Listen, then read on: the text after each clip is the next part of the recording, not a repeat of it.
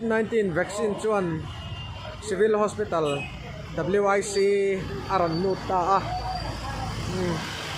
welcome ale kon escort thap mai vaccine chuan aron theng ta em Mizoram leilung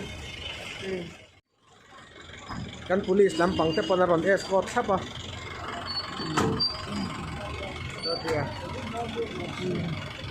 chuang takin aron thenga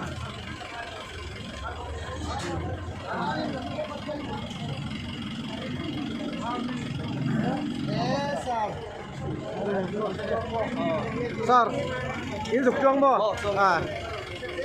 Mizoram leilung COVID-19 vaccine chuan aron thleng ta rupe hei he ta hian keinin ada thatna khol hi kan lo en ko langa he lai khol a hian WIC a hian in kan danga hin takin keinin kan lo vong thanga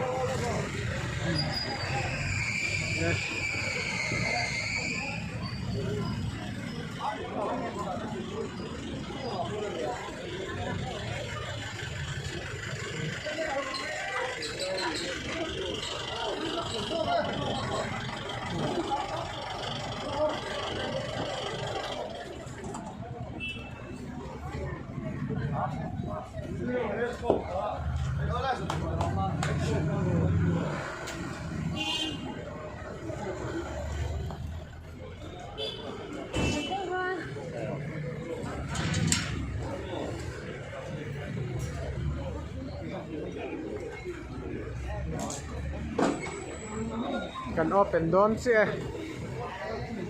COVID-19 vaccine so hay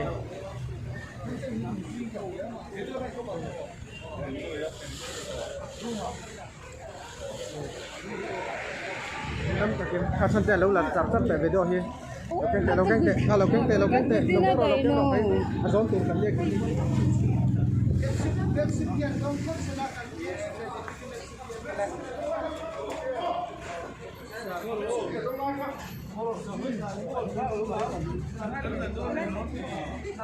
Hey, video ka lang.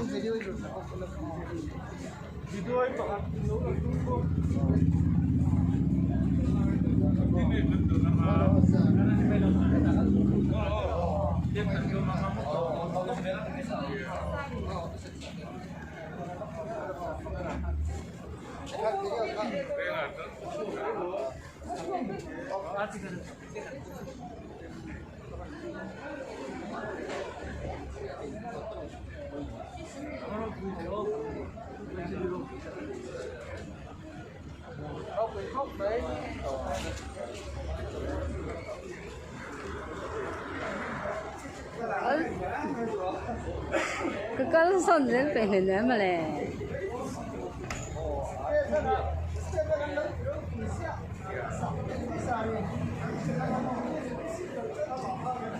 Anh nhìn nó.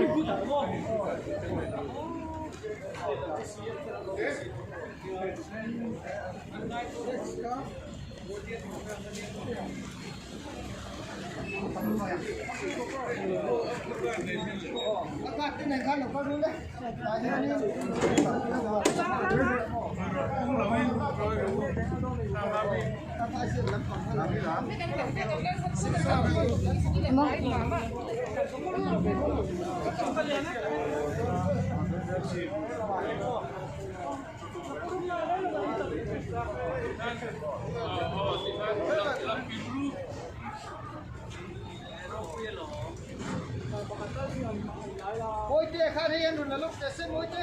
Ôi. Ôi.